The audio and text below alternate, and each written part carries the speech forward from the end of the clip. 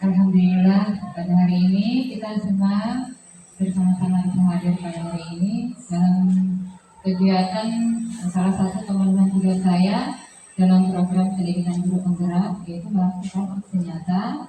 Aksi nyatanya tersebut berupa penyebaran pemahaman kepada rekan guru SD 602 Pantai Tarakan. Aksi nyata ini dilakukan dalam rangka upaya pemenuhan tugas saya sebagai calon guru penggerak pada pendidikan guru penggerak angkatan 11 Kota Tarakan sebagai perwakilan dari SD 602 Pantai. Pertama-tama saya ingin mengucapkan terima kasih kepada Ibu Kepala Sekolah yang telah memfasilitasi saya, memberikan kesempatan kepada saya sehingga saya bisa hadir, bisa melakukan kegiatan ini, yaitu aksi nyata penyebaran pemahaman kepada rekan guru pada modul 1.4 budaya positif. Jadi kegiatan penyebaran pemahaman ini ditujukan untuk memberikan pemahaman kepada guru-guru yang lain. Setelah saya mendapatkan materi mengenai budaya positif, ini diteruskan kepada guru yang lain, dan banyak sekali materi-materi yang ada pada modul ini, dan ini wajib untuk disampaikan kepada guru yang lain. Insya Allah saya akan menyampaikan sesuai dengan kemampuan saya, dan mohon untuk dimengerti. Jadi Bapak Ibu, budaya positif ini adalah salah satu modul yang kami pelajari di pendidikan guru penggerak, di mana pada bagian ini kami telah diberi pemahaman mengenai beberapa konsep-konsep inti mengenai budaya positif. Yang pertama, perubahan paradigma belajar, kemudian disiplin positif dan nilai-nilai kebajikan, kemudian ada materi kebutuhan dasar manusia, kemudian ada materi motivasi perilaku manusia, ada materi restitusi positif kontrol guru, kemudian ada keyakinan kelak, yang terakhir segitiga restitusi.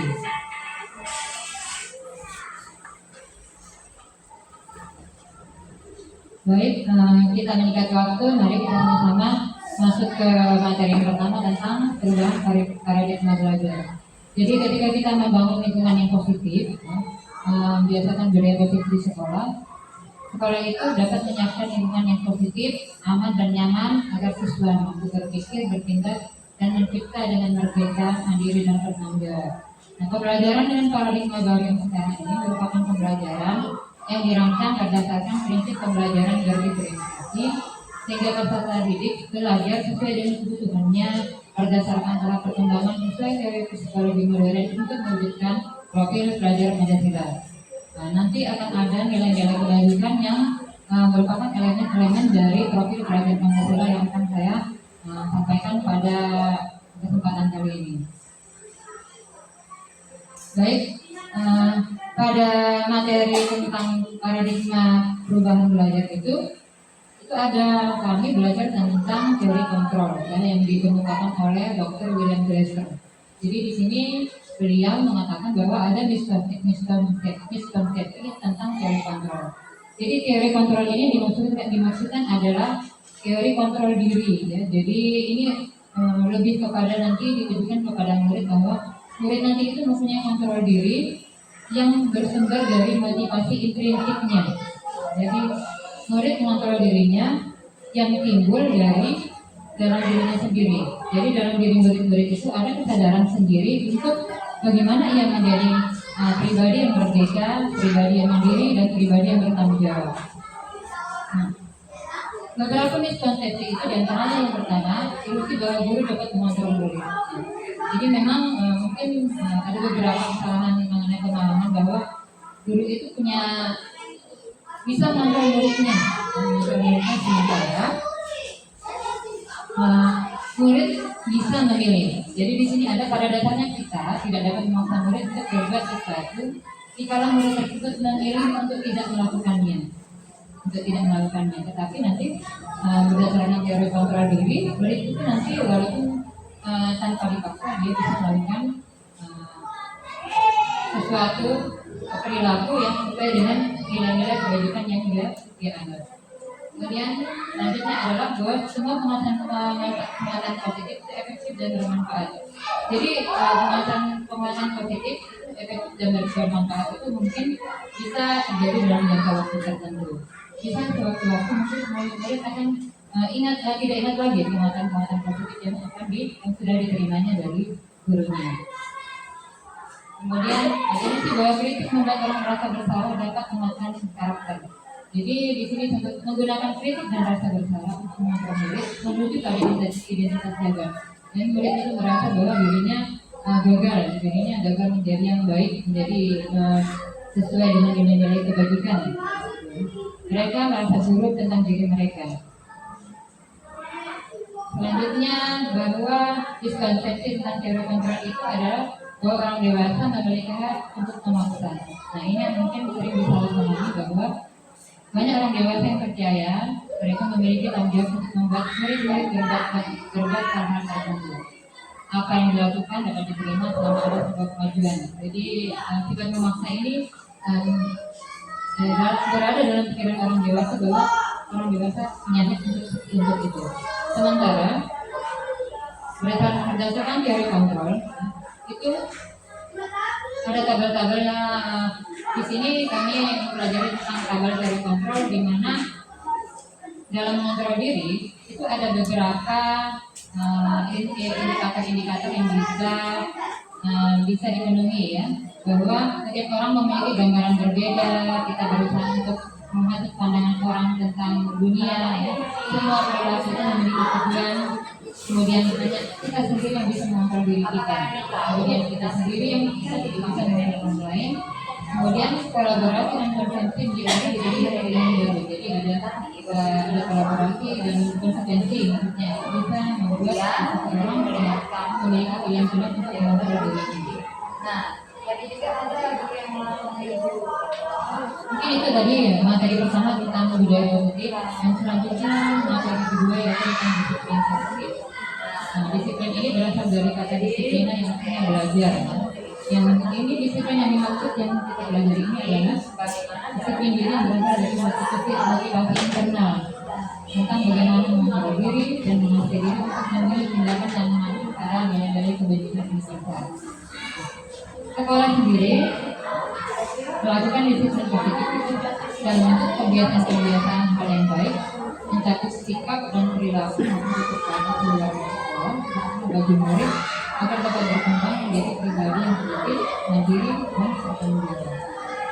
Nah, dari diri sendiri tujuan kita adalah kepada memiliki disiplin diri dan mereka berperilaku dengan menunjukkan nilai-nilai kebajikan universal yang berasal dari motivasi internal.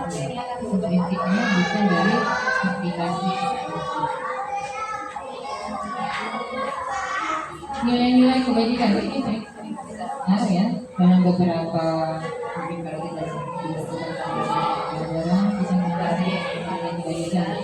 Nah, nilai-nilai kebajikan sendiri adalah sifat-sifat positif manusia yang merupakan tujuan mulia yang ingin dicapai individu.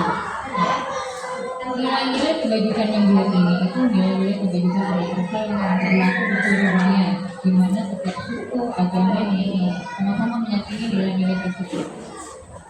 Dari nilai-nilai kebajikan ini ada beberapa yang merumuskan sendiri nilai-nilai kebajikannya. Kalau dari pendidikan nasional kita, nilai-nilai kebajikan yang dirumuskan itu mengacu kepada profil tanda pelajar tersebut, di mana ada elemennya mulai dari beriman, bertakwa kepada Tuhan Yang Maha Esa, mandiri, kebenaran kritis, berkebinekaan global, bergotong royong dan kreatif. Kemudian ada lagi dari Ibu Primeri, nilai kebajikan yang dimaksudnya adalah meliputi sifat murid yang ada toleransinya, ada rasa hormatnya, sampai dengan ada komitmen. Ini dari 9 pilar karakter. Nilai kebajikannya tingkat dan kebijakannya, kemudian sampai dengan toleransi. Ada lagi dari petunjuk sumber hidup dan keterampilan hidup. Ini keterampilan hidup nilai kebajikannya percaya, tulus hati.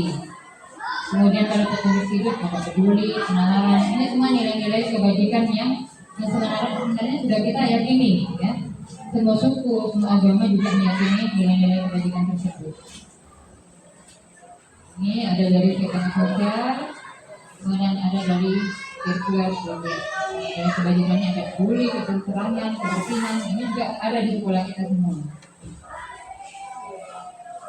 Baik Bapak Ibu, kita lanjutkan ke materi berikutnya adalah mengenai kebutuhan dasar manusia. Mengapa materi ini ada pada modul budaya positif? Ternyata setiap orang berperilaku itu mempunyai alasan, yaitu salah satunya untuk memenuhi kebutuhan dasarnya. Jadi kebutuhan dasar manusia merupakan segala sesuatu yang kita lakukan untuk mendapatkan apa yang kita inginkan.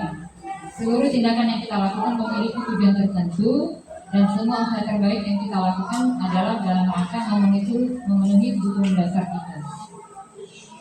Apa saja kebutuhan dasar itu? Di sini terdiri dari 5 kebutuhan dasar manusia. Yang pertama, kebutuhan bertahan hidup. Ini kebutuhan yang bersifat psikologis maupun biologis. Di mana contohnya ada makanan, ada pakaian, tempat tinggal, kesehatan, dan lain-lain. Kemudian ada yang kedua, kebutuhan akan kasih sayang dan rasa diterima. Jadi manusia itu membutuhkan yang namanya disayangi, diterima, dipedulikan, berbagi, kerjasama menjadi bagian dari kelompok.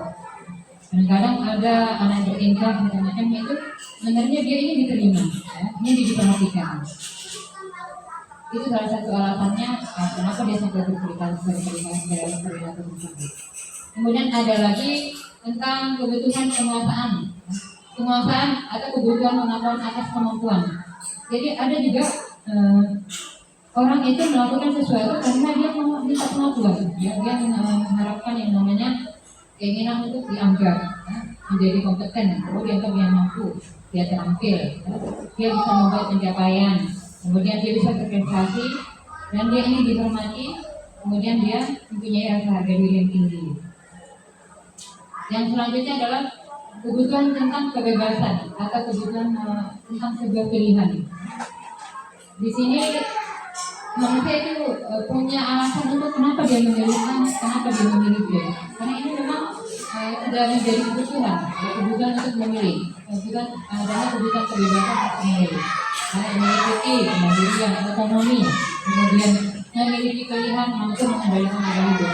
Seperti contohnya, misalnya ada anak-anak yang sudah lulus sekolah SMA, kemudian dia ingin memilih, ya, dia ingin sendiri yang menentukan arah hidupnya, dia ingin memilih dia mau kuliah di mana, melanjutkan di mana. Ini berdasarkan kebutuhan dasar manusia ini. Kemudian yang terakhir, kebutuhan akan kesenangan, ya. Kebutuhan untuk merasa senang. Merasa senang, jadi manusia itu punya kebutuhan untuk bisa hatinya merasa senang dengan melalui bermain, bergurau, tertawa, kesenangan yang belajar. Nah, ini kesenangan dalam belajar ini karena kita memang perlu melihat bahwa diri kita itu di bagian mana dia merasa senang untuk belajar. Kenapa dia tidak senang dengan pelajaran ini? Kenapa dia tidak senang dengan pelajaran ini? Ini karena berhubungan dengan kebutuhan akan kesenangan. Baik Bapak Ibu, masih semangat Bapak Ibu? Baik ya, kita masuk ke materi tentang motivasi perilaku manusia. Ada hal-hal yang memotivasi manusia itu berperilaku. Ya. Ini menurut Dan Johnson, ya, Dan Johnson itu merumuskan bahwa ada 3 motivasi perilaku manusia yang terdiri dari motivasi ekstrinsik atau motivasi yang berasal dari luar. Terdiri dari motivasi seorang manusia berperilaku pertama untuk menghindari ketidaknyamanan atau hubungan. Kalau kemarin itu kami ada dikasih contoh mengenai bagaimana kalau orang terlambat. Kebetulan hari ini temanya adalah bagaimana terlambat. Itu orang seorang pendidik ini tidak terlambat karena apa? Apakah untuk menghindari hubungan atau untuk menghindari ketidaknyamanan? Ya. Kemudian ada lagi motivasi untuk mendapatkan imbalan atau penghargaan dari orang lain. Jadi ada kadang orang berperilaku itu karena ada tujuan tertentunya, ada motivasinya, ya, ingin mendapatkan imbalan, ingin mendapatkan pujian. Aku hebat, aku bisa, ingin diakui. Kemudian ada lagi motivasi intrinsik, motivasi yang berasal dari dalam diri seseorang. Ini motivasi di mana untuk dia melakukan sesuatu itu berdasarkan motivasi untuk menjadi orang yang mereka inginkan, menghargai diri sendiri dan nilai-nilai yang mereka percaya. Dan inilah yang diharapkan dari diri kita. Jadi mereka bisa melakukan sesuatu dengan motivasi yang berasal dari dirinya sendiri atau motivasi intrinsik. Berkaitan dengan tadi motivasi intrinsik bagaimana kita itu ada ketidaknyamanan ini. Pada materi ini juga ada kami pelajari tentang hukuman, konsekuensi dan restitusi. Jadi apa sih perbedaan di antara ketiga ini? Di sini bisa dilihat bahwa kalau hukuman sifatnya tidak berencana. Ketika setelah melakukan kesalahan, kita tidak berencana kita memberikan kesalahan karena kita. Kemudian atau anak atau murid tidak dilibatkan. Jadi kita secara sepihak guru, misalnya kalau guru memberi hukuman kepada anak muridnya, secara sepihak yang menentukan hukumannya seperti ini. Datang terlambat hukumannya membersihkan WC. Seperti itu, tiba-tiba ya, murid tidak dilibatkan, tidak diajak. Kamu maunya apa? Kamu memilih apa hukumannya? Jadi seperti itu. Kemudian bersifat satu arah. Kemudian biasanya teman itu bisa bersifat fisik atau psikis. Jadi bisa apa? Fisiknya yang bisa kena atau psikis bisa dengan verbal ya, melalui kalimat-kalimat yang verbal ya. Nah, kemudian dari konsekuensi itu bersifat sudah direncanakan. Jadi ini sudah semacam ada kesepakatan ya, kalau guru dengan murid ada satu permasalahan pada murid itu sudah disepakati bahwa nanti konsekuensinya seperti ini. Kemudian di sini murid tidak nyaman untuk waktu tertentu, dan di sini ada guru itu akhirnya memonitor murid tersebut ya, konsekuensinya dia dijalankan atau tidak. Kemudian ada yang namanya restitusi. Nah ini kalau dikatakan restitusi positif inilah yang merupakan hal yang ideal ya, di mana ada proses menciptakan bagi murid untuk memperbaiki kesalahan. Jadi ada proses kesempatan untuk murid memperbaiki kesalahannya. Kemudian ada proses kolaboratif yang mengajarkan murid untuk mencari solusi. Jadi terkadang kita yang menawarkan kepada murid tersebut, kamu mau memperbaiki dirimu itu apa yang akan kamu lakukan? Ini yang namanya usaha kolaboratif antara guru dengan guru. Baik, kita masuki materi tentang 5 posisi kontrol. Nah sebenarnya untuk materi ini memang saya juga berkaca bahwa ada beberapa posisi kontrol di sini yang sering saya lakukan. Tapi dengan adanya pembelajaran ini nantinya akan menjadi bisa menjadi latihan ya bagi saya sendiri maupun bagi anak-anak guru. Ya. Apa saja 5 posisi kontrol ya? 5 posisi kontrol ini sesuai juga dengan pendapat yang dosen, yaitu tentang guru itu posisi kontrolnya ketika menangani ya, suatu masalah murid itu di mana? Ya. Ternyata ada 5 menurut dosen dosen, yaitu yang pertama posisi guru sebagai penghukum. Ini kalau sebagai penghukum biasanya ada berupa misi atau verbal, jadi bisa menyentuh atau dengan kata-kata ya. Kemudian orang menjalankan posisi penghukum senantiasa mengatakan bahwa sekolah memerlukan sistem atau alat ya, untuk menekan murid. Pernyataan-pernyataan yang sering dikeluarkan dapat berupa patuhi aturan saya. Nah, ini ada beberapa pernyataan-pernyataan yang mungkin dikeluarkan ya oleh guru yang dalam posisi sebagai penghukum. Kemudian yang kedua, di sini guru posisinya membuat merasa bersalah. Bagaimana terlihat guru yang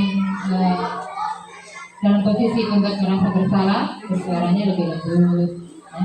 Tapi membuat rasa bersalah sehingga murid merasa tidak nyaman ya, pada merasa bersalah, kemudian menjadi rendah diri. Pernyataan yang sering terkeluar ya dari guru yang membuat merasa bersalah seperti ini, ibu sangat kecewa sekali dengan kamu. Mungkin ada yang seperti ini mungkin ya, tapi ini adalah contoh dari beberapa pernyataan yang muncul dari guru yang dengan posisi tempat jelas masalah. Kemudian ada posisi guru sebagai teman. Di sini biasanya guru itu seperti teman dengan gurunya, walaupun dia sedang berbuat kesalahan ya. Posisi teman guru bisa negatif maupun positif ya. Bisa dia kalau guru yang dengan posisi teman ini bisa menjadi teman bagi murid tersebut sehingga murid itu berubah ya. Tetapi ketika dengan guru yang lain dia tidak, karena dia merasa guru ini adalah temannya. Tapi dengan guru lain bukan. Pernyataan yang sering yang bisa muncul ya dari posisi guru sebagai teman ini, ayo sudah ingat tidak tentang bapak kali ini ya. Ya sudah, tidak apa-apa, nanti ibu bantu diruskan. Ini biasa yang muncul dari guru pada posisi sebagai teman. Nah, ada lagi posisi guru sebagai pemantau. Kalau posisi pemantau dia berdasarkan dengan peraturan-peraturan yang ada, yang sudah ada di sekolah. Jadi ketika dia menangani permasalahan murid, pernyataan yang biasa diberikan itu kepada murid tersebut, apa yang kamu lakukan? Peraturannya apa? Sanksi atau konsekuensinya apa? Nah, kalau guru yang pemantau ini dia juga punya catatan bahwa murid ini mungkin dia sudah pantau beberapa kali melakukan kesalahan. Jadi ada teknik tentang kesalahan-kesalahan atau masalah-masalah yang sudah dilakukan oleh murid tersebut. Terakhir adalah posisi kontrol guru sebagai manajer. Kalau yang ideal sih yang ini, ya. Tetapi tidak serta-merta bahwa kita ini langsung bisa dari posisi sebagai manajer, karena ini sepertinya butuh latihan ya. Nah, posisi manajer itu dia bisa mengajak kolaboratif, berkolaborasi dengan muridnya, bagaimana mencari solusi dari permasalahan. Jadi murid diajak berdialog, kemudian murid sendiri bisa menentukan apa yang akan dia perbaiki untuk memperbaiki kesalahan, apa yang dia buat untuk memperbaiki kesalahannya. Guru diharapkan dapat menerapkan posisi kontrol manajer karena diharapkan bisa berkolaborasi dengan murid, mempersilahkan murid mempertajamkan perilakunya, mendukung murid agar dapat menemukan solusi atas permasalahannya sendiri. Kemudian saya sendiri yang menyampaikan materi ini juga berkaca, apakah saya ini, karena saya merasa bahwa selama ini ada memang saya sering malah berada di posisi hukum. Nah, untuk menjadi posisi manajer ini memang perlu latihan ya, perlu latihan karena kita belajar untuk dialog, apa dialog yang baik yang kita ajukan kepada anak-anak dan posisi kita sebagai manajer, sehingga dia bisa nanti menemukan yang namanya solusi untuk mempertanggungjawabkan kesalahan atau permasalahan yang dibuat oleh murid tersebut. Mungkin untuk lebih jelasnya mengenai posisi kontrol ini, di sini saya menyajikan juga video tentang 5 posisi kontrol yang dikeluarkan oleh Kemdikbud. Video ini memang dibuat untuk memberikan pemahaman kepada calon guru penggerak tentang apa itu 5 posisi kontrol.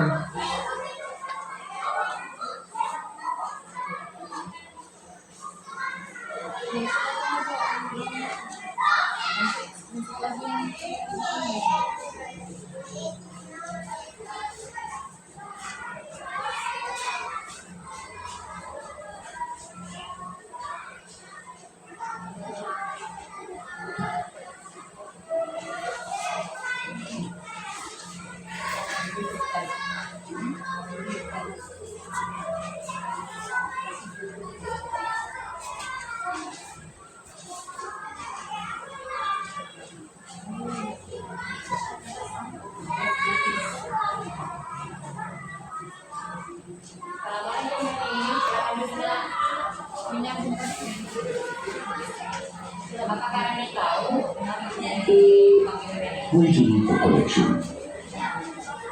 Jadi di sini kemudian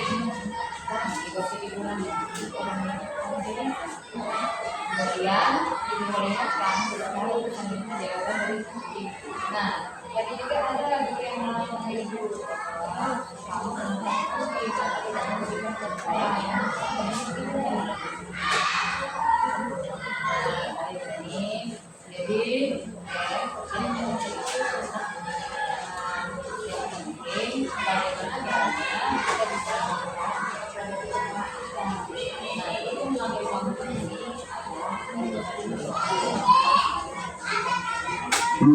connected.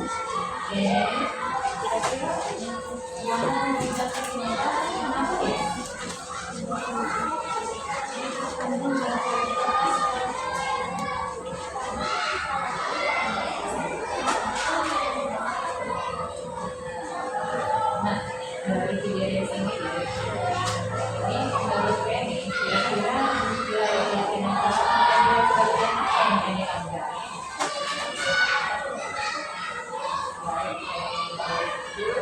Kira-kira Penny akan menjadi apa?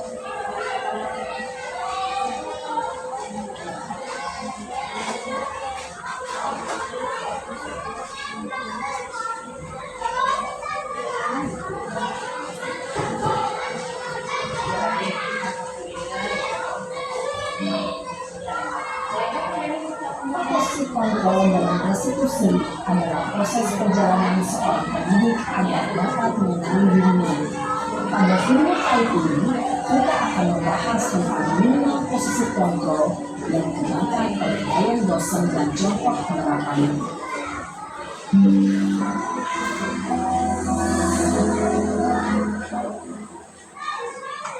Lima posisi kontrol itu adalah: 1. Posisi pendukung. 2. Posisi pembuat merasa bersalah. 3. Posisi teman. 4. Posisi pemantau atau monitor. Dan 5. Posisi manajer. Untuk lebih memahami kelima posisi tersebut, mari kita saksikan kasus Naren yang terlambat hadir 20 menit di sekolah dan melihat bagaimana kelima posisi kontrol dalam menghadapi masalah tersebut.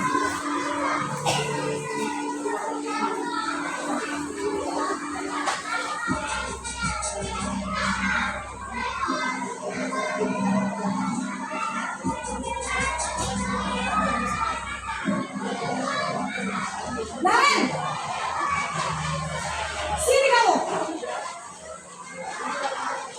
Selamat pagi, Bu. Selalu terlambat. Kamu deh, pasti terlambat. Maaf, Bu. Saya Apa? Apa coba? Alasan kamu apa lagi? Kapan sih kamu tidak terlambat? Malas sekali ya kamu jadi anak. saya Dasar pemalas. Gak kapok-kapok sih kamu. Sudah berapa kali terlambat? Sana, kamu keliling lapangan basket 2 kali. kenapa saya harus ke lapangan basket, Bu? Kenapa? Kamu melawan ibu? Berani-beraninya jawab. Sudah terlambat, masih berani jawab pula. Sekarang, keliling lapangan basket 5 kali sekalian. Biar kapok. Cepat. Pergi sana ke lapangan basket. Posisi pendukung biasanya berbicara dengan nada tinggi, menghardik, menunjuk-nunjuk, menyakiti, dan menyindir. Hukuman bisa berupa fisik maupun psikis. Ibu dan bapak guru hebat. Dampak yang terjadi pada murid ketika guru berada pada posisi pendukung adalah murid cenderung akan memberontak, bahkan melempar dendam.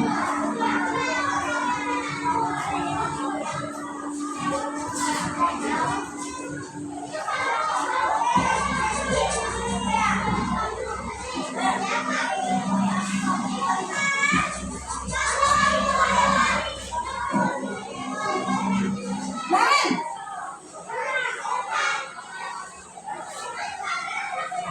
Selamat pagi, Bu. Naren. Kamu kenapa terlambat lagi, nak? Ya Tuhan, Naren.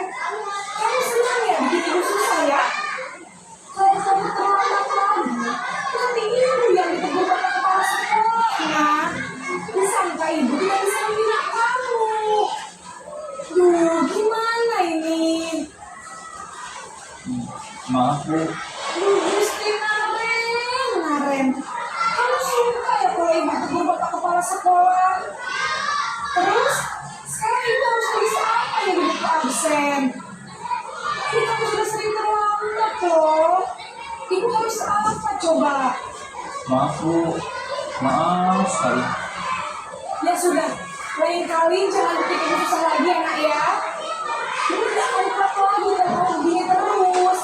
Bisa jantungan kalau ibu ditegur bapak pasca. Sana cepat terus. Maaf ya Bu. Maaf sekali.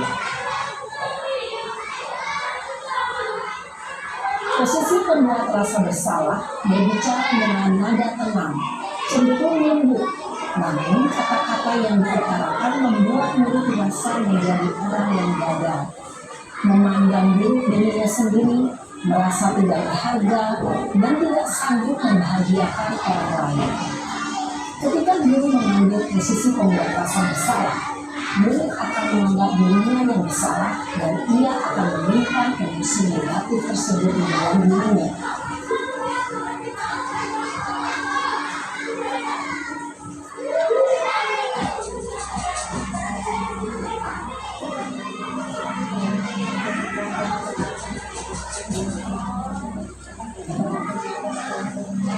Nan,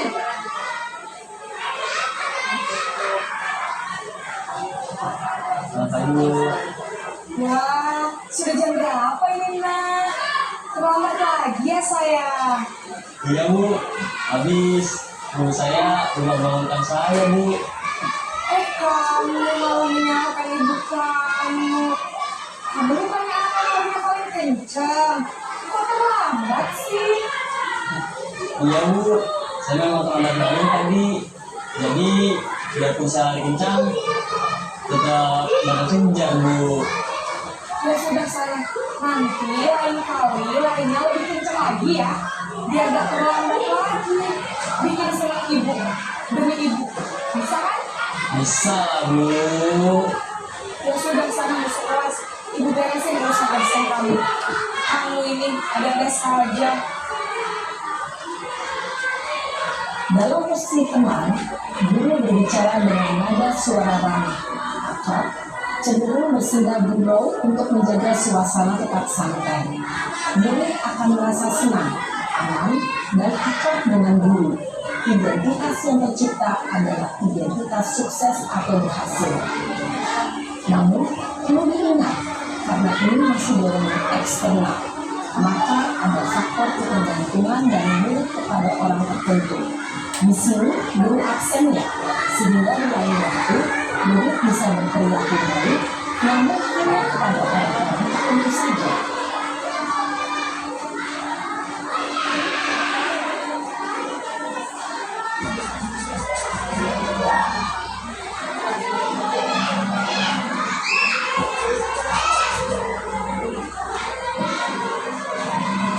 Nan!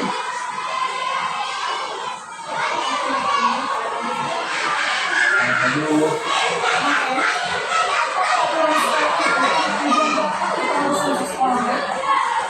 Kita harus di sekolah jam 7 Bu. Iya betul. Sekarang sudah jam 7.20. Kalian sudah tahu konsekuensinya jika terlambat lagi. Paham Bu. Saya harus tinggal kelas, harus jam istirahat selama 20 menit. Iya benar. Konsekuensinya demikian. Jadi jam 9.30 pas istirahat, kamu harus tinggal di kelas mencapai tugas tambahan untuk ketinggalan kamu. Ya? Baik Bu. Posisi pemantau mengandalkan penghitungan atau data untuk mengontrol murid. Guru mengarahkan murid berdasarkan peraturan dan konsekuensi. Seorang pemantau menunjukkan bahasa tubuh dan ekspresi wajah yang datar dan cenderung formal.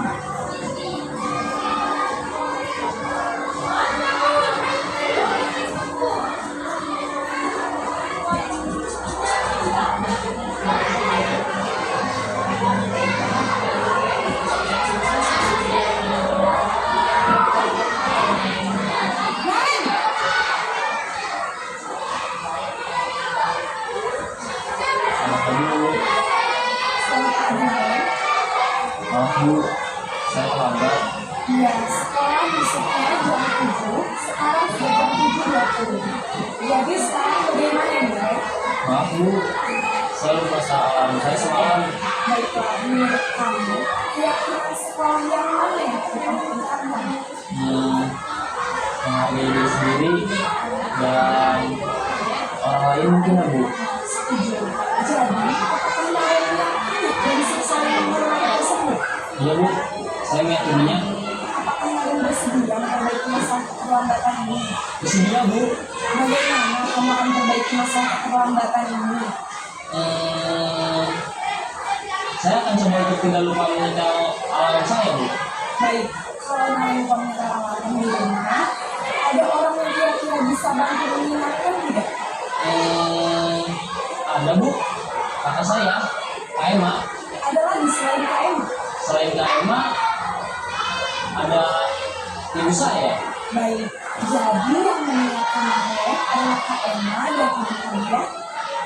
Kira-kira akan mulai start alarm kapan ya, Marek? Setelah pulang sekolah, akan segera saya lakukan. Baik, jadi Marek akan setel alarm untuk bangun besok pagi dan akan diingatkan oleh kakak dan ibu dan Marek ya. Ada lagi yang mau kita lakukan ya, agar tidak terlambat jauh lagi.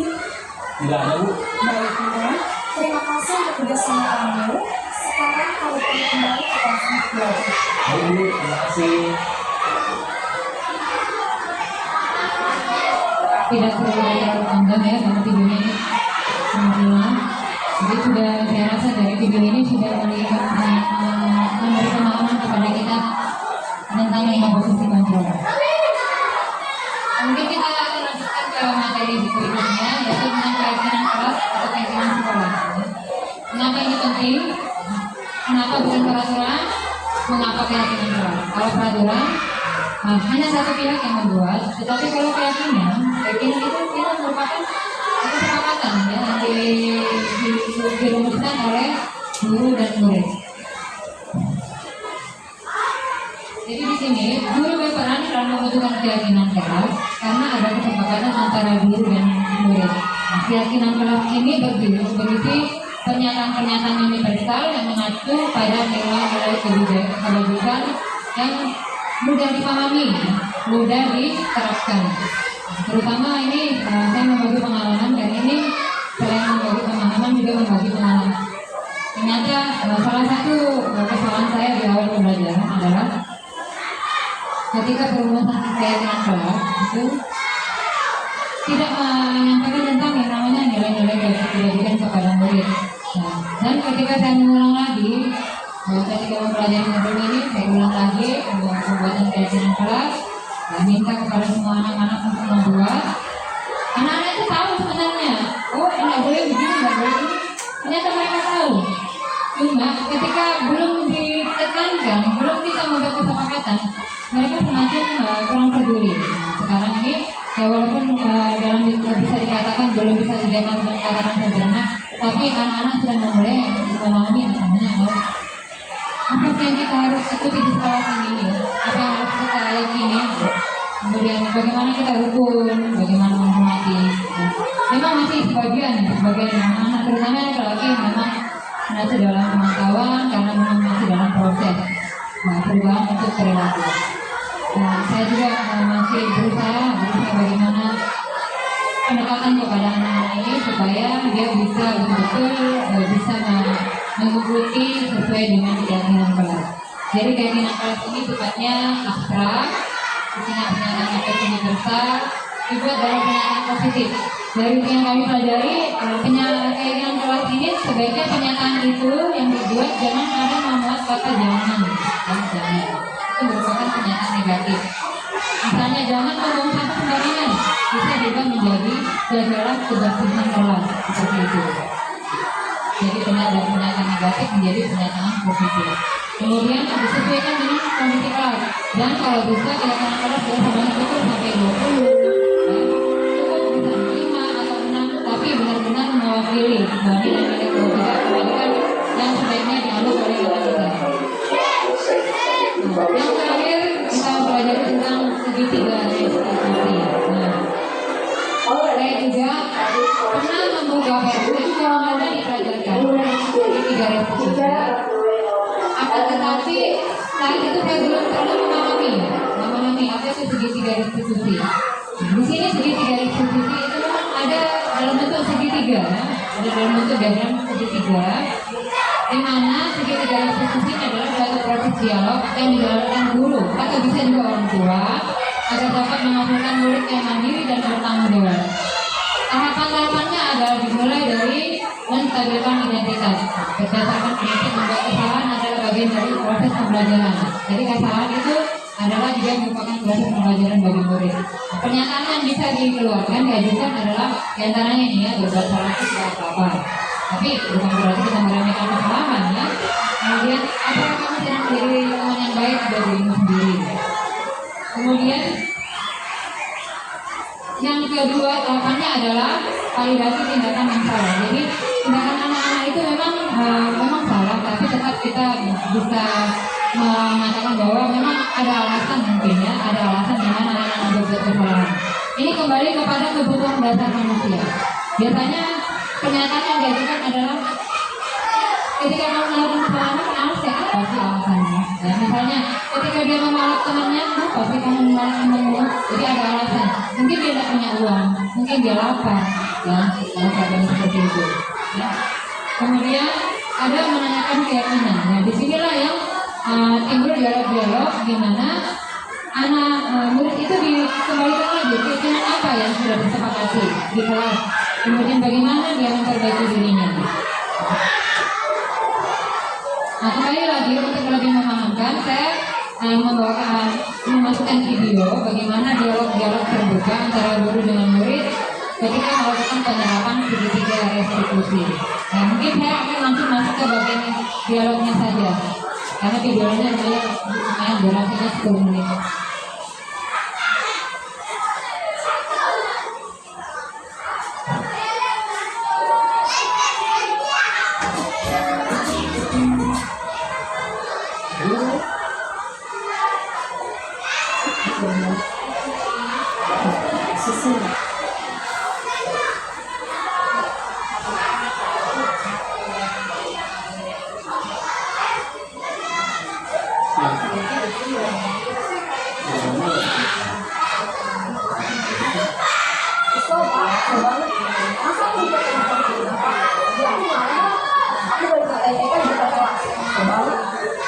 Kalau begitu, ya pasti kamu melakukan kesalahan. Yang kedua, karena kedua ada yang berbuat. Kemudian, pada saat itu kamu melakukan. Ya saya langsung ngapain mereka lah Pak. Kalau bangun, saya bentak-bentak dia depan teman-teman lain. Begitu. Pasti kamu melakukan seperti itu. Kamu satu alasan tertentu, kan? Iya lah, saya biasa aja Pak. Ya saya udah bilang, saya dikasih bilang. Ya, wajar. Mempertahankan harga diri itu sesuatu yang penting ya. Itu kamu tidak betul-betul kita belajar. Mungkin saya masih bisa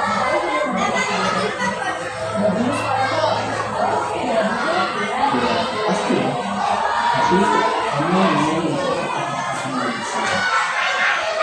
kamu memilih untuk tidak berbuat. Sekarang coba kita lihat lagi tindakan kamu yang membentak kita di kelas. Tindakan kamu itu kira-kira sesuai dengan keyakinan kelas atau itu kamu tidak? Jadi keyakinan aku itu benar maupun sesuai dengan keinginan kamu.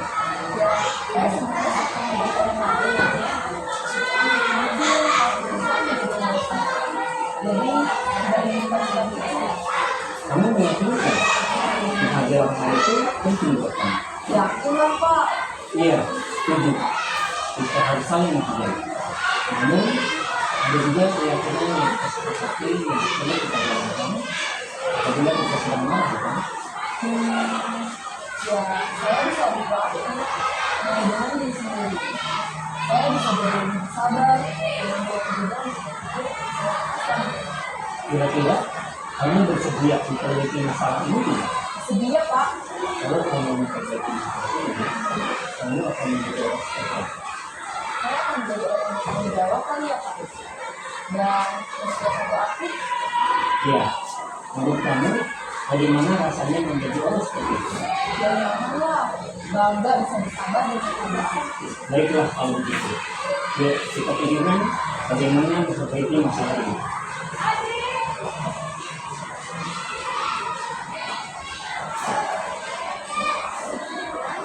Ibu dan Bapak Guru Honda, baru saja kita menyaksikan contoh pendidikan seorang guru berada. Jadi itu tadi bagaimana dialog-dialog ketika guru melakukan yang namanya segitiga institusi, mulai dari menstabilkan identitas, validasi tindakan yang salah sampai dengan menanyakan keyakinan. Untuk segitiga institusi ini tidak sebenarnya tidak mesti juga dijalankan pada 3 tahapan. Cukup pada 1 tahapan juga bisa tergantung dari bagaimana permasalahan yang terjadi pada murid tersebut. Dan di sini ketika melakukan segitiga institusi, guru jelas-jelas memposisikan dirinya sebagai seorang manajer. Karena di sini ada dialog bagaimana guru menanyakan apa akan dilakukan oleh murid untuk memperbaiki kesalahannya, untuk bertanggung jawab terhadap kesalahan yang telah dia perbuat. Dan untuk menjalankan segitiga institusi ini perlu latihan ya. Saya juga sudah kemarin membawa muridnya Murni 2 orang untuk melakukan praktik. Tapi itu pun masih berdasarkan teks. Untuk siswa yang kelas 2 mungkin agak rumit juga kita melakukan pendekatannya ya, bagaimana membangun dialognya. Karena kelas 2 ini kan kalau kita mengarahkan kepada dialog-dialog positif mungkin masih kurang memahami. Tapi kita mungkin dalam bentuk dialog-dialog yang lain yang lebih personal. Baik Bapak Ibu, untuk penyampaian materi sampai dengan yang terakhir sudah dilaksanakan. Mungkin apakah kita perlu berseri, Pak Ibu, kepala sekolah mungkin mau menanggapi dari hasil penyampaian materi atau guru yang lain? Ya, oke ya. Mengingat juga waktu, ya, karena kita sudah melaksanakan pembelajaran di siang hari. Saya ingin mengucapkan terima kasih atas kesempatan yang diberikan kepada saya, kepada ibu kepala sekolah, kemudian atas waktu yang disediakan oleh teman-teman sehingga saya bisa melaksanakan penyebaran pemahaman untuk penggunaan tugas saya melakukan aksi nyata pada modul 1.4 budaya positif. Mohon maaf bila banyak kesalahan dalam penyampaian, bila saya terlambat dalam menyampaikan materi. Mohon maaf bila terdapat kekurangan. Terima kasih atas segala perhatian. Akhir kata, wabillahi taufiq wal hidayah. Wassalamualaikum warahmatullahi wabarakatuh.